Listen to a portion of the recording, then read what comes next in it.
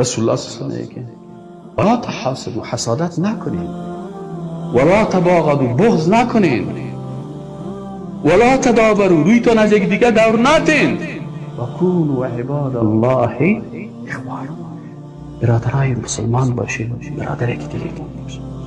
استعمار است. استعمار چی میکنه؟ اختلافات بسیار کوچک کوچکن.